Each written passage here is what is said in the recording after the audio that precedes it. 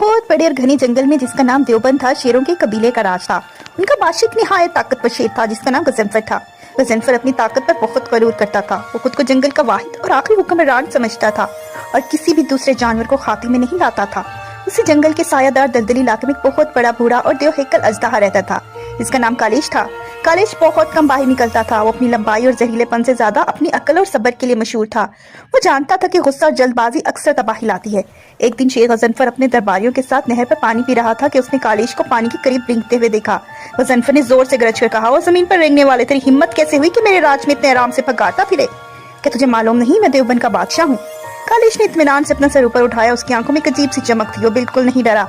कालिश ने आहिस्ती से जवाब दिया, इस शेर बादशाह, जमीन पर तुम्हारी धाक है, मगर जंगल सिर्फ जमीन नहीं है, इसमें दरख्तों की ऊंचाई है, हवा का बहाव है और जमीन के नीचे का राज भी है।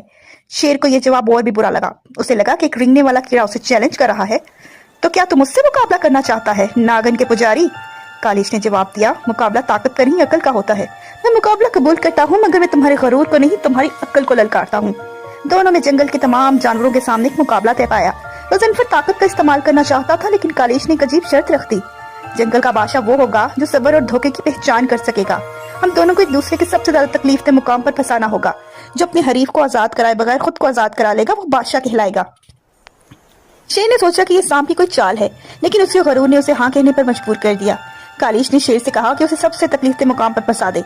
गजनफर फौरन शेरों की मदद से कालिश को उठाकर एक भारी और तंग चट्टान के दरमियान में ऐसे जकड़ा कि वो ना आगे बढ़ सकता था और ना ही अपना जिस्म समेट सकता था।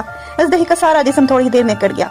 गजनफर गरजने लगा, ये है मेरी ताकत, अब तुम खुद को आजाद नहीं करवा सकते। कालिश मुस्कुराया और कहा, मेरी बारी तो आने दो बादशाह सलामत।